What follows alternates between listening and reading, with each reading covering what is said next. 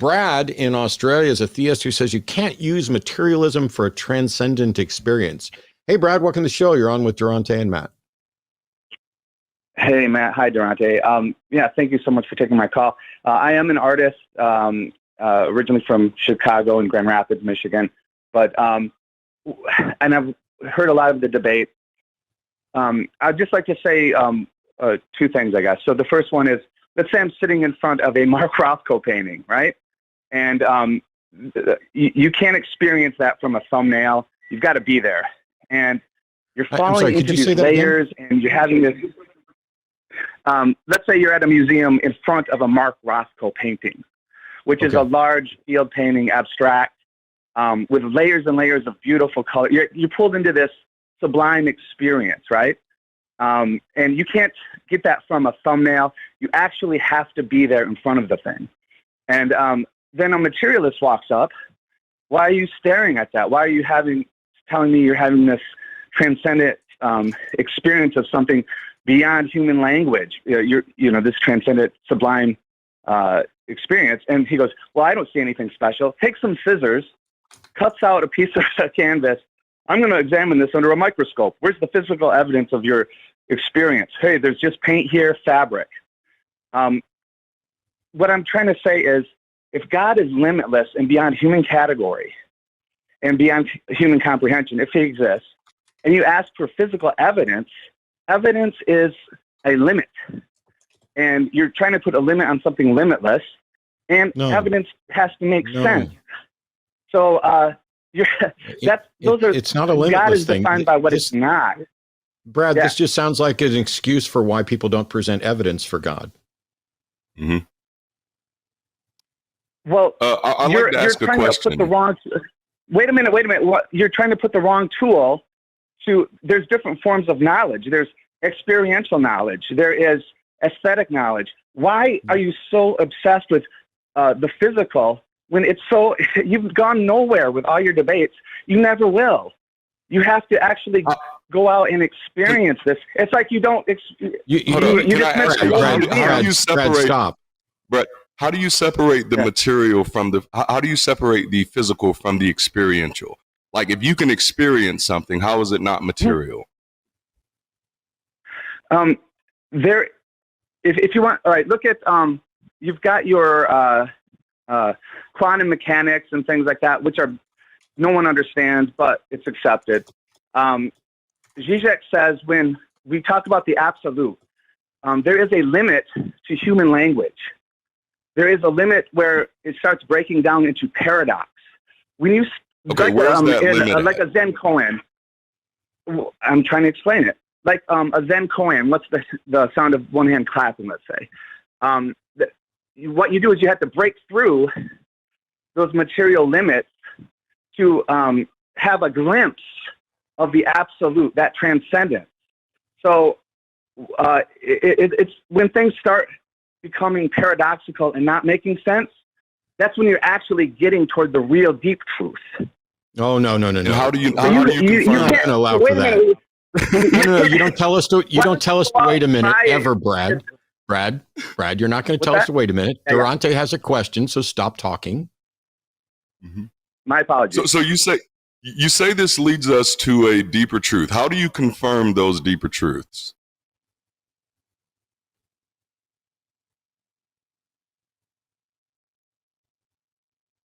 Hello? How do you confirm the deeper truth of experiencing a painting? I don't believe Brad. Brad, listen. Yeah. I haven't established that there is any deeper truth to seeing a painting. Your caricature and your straw man of the material. Let me finish. Just hold on. We sat here and listened to you.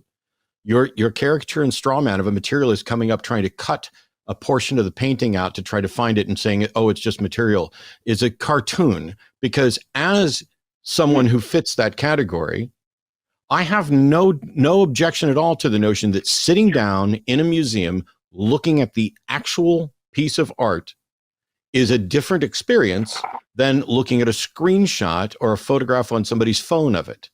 But that's not because necessarily of just the art. It's because you are in a moment and in a particular place, and the thing is framed nicely, both with the frame around the art, but also everything else. And you are sitting there with the purpose of looking at this and engaging in some introspection. And there's nothing about this that I see any reason to think is beyond material. But if you say when things stop making sense, that's when you're closer to a deeper truth, Darante's question holds. How do you demonstrate that there's a deeper truth?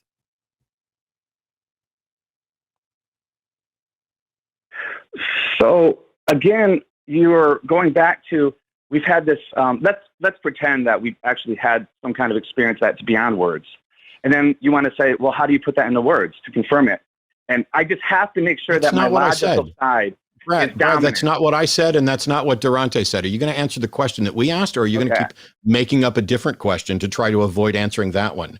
How do you demonstrate when you think there is, when you think that people have reached a point where they are engaged with a deeper truth? How do you demonstrate that that is in fact a deeper truth and not just nonsense?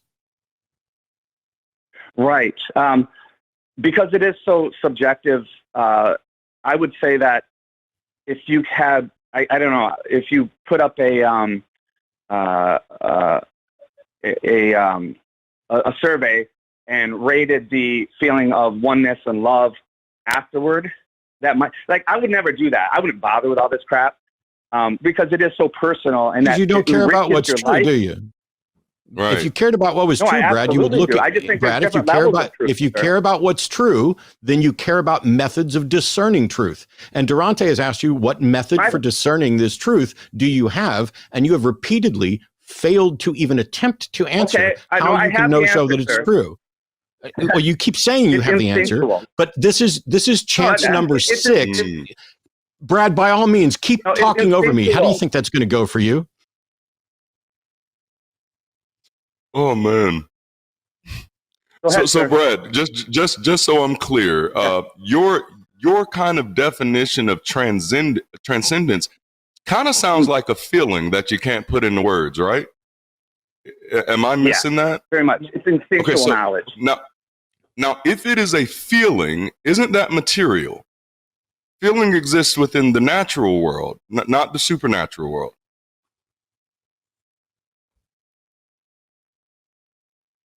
So if you're feeling it, this is a material. But like, even if it's in the realm of knowledge, isn't that still in the realm of the material? Otherwise, and this is what I like to point out here. For example, if something is supernatural, that means it is not natural. And so if it is not natural, that means things that are natural cannot interact with it. So how are you having an interaction with it? Well, okay, but you use the word transcendence, and you use the word the word material as if this transcendent experience is somehow other than material. Yeah. You even went as far as to say that you can't put this into words, but the example that you opened this up with, you used words to explain this feeling. But then you even went further and aligned it with a feeling, not something that is outside of the material experience. And I think sometimes this is the mistake that people make when talking about the material world. They somehow think that the material world is separate from the world of emotions, when emotions exist, the emotions and feelings exist squarely within our physical and material world. Can I speak now? Yes. Of course. I didn't say yes. So when we're talking, it's really hard to talk about things that are beyond language, isn't it? So I don't know. I don't try to talk about things that are beyond language. But you haven't demonstrated that it's beyond language. I don't know of anything that's beyond language. Exactly. So I would suggest that you go out and seek mystical experiences. Brad, do you realize that you're talking to two people who were both Christians for decades? And that's the problem. Oh, I don't think that. I agree. One of the reasons that's the first thing you said, Brad, that I agree with. There is some mysticism in Ignatius, where you imagine yourself in the Bible story, etc. But I don't think that. What I always sought out as an artist was that connection. That it's like I want more. Push it. And I wasn't getting that from Christianity. But I don't think it's fair to dismiss all of mysticism based on some urban church.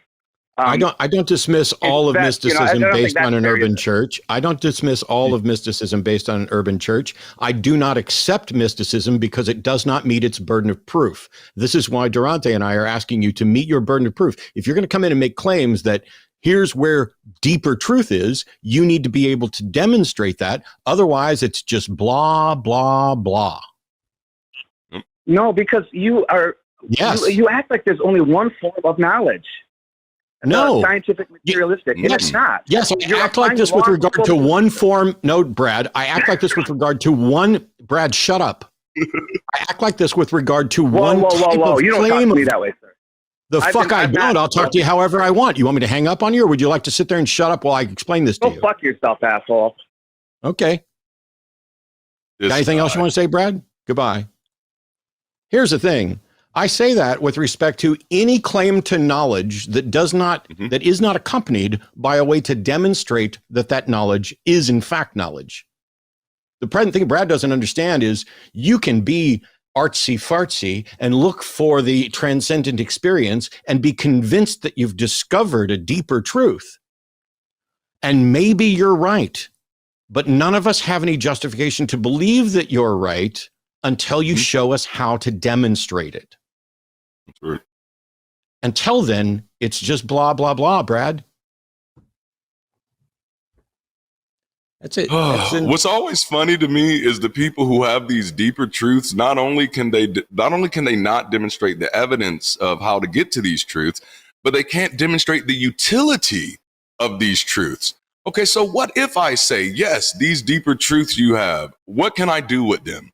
How can I use them? What can I build with them? What can I engineer with them? And the answer is always something within the realm of emotions. Well, it just makes you feel better. And it's just always amazing to me. It blows my mind that, I get it. There are things that some people have difficulty putting into words. But everything that we know and understand that we can communicate with other people is because we have some way of describing it linguistically. Sure. It doesn't matter whether you're speaking English, Spanish, Hindi, whatever. There are some things that don't translate particularly well between languages, and there are some experiences that are going to be difficult to describe. We talk about being filled with the Spirit. Yes. When I was a believer, if somebody said, I was filled with the Spirit, I knew exactly what that meant, or at least I thought I did. As it turns out, I may not have had the same understanding that they did. And so you get 100 people in a tiny little church, and somebody starts talking about being filled with the Spirit, and the person next to you is feeling elation, and the person over there that just got done singing's got goosebumps, and the person over there, because of the music and the crescendo, is feeling nearly orgasmic, and they're wanting to move and they're wanting to dance. And the easiest thing to do is to say, look at what's going on here. Clearly, this is beyond the humans, and clearly there must be a spirit moving through us. Until you actually go out and learn about psychology and drugs and all kinds of things that give people experiences. And like Darante was saying, if you want to claim that your feelings are true, you can, but you have to demonstrate it. And how do you show that how do you even show you're accurately describing the real experience that you're having? And if you want to say, well, you can't really describe it, it's beyond words. Okay, then I guess we don't have anything to talk about. I don't know why you called. Because I need people to tell me what they believe and why. And if all you're going to do is say, oh, when things seem paradoxical and they stop making sense, that's when you're at a deeper truth. Really? Why? For what reason would I ever think that when things are confused and paradoxical, that I'm somehow on the verge of a deeper truth? What's a deeper truth even mean? That's scary. I don't know. Hey, thanks for watching that clip. Did you know we saw what you were doing when you watched it? We saw all of it. All of it. All of it. All of it.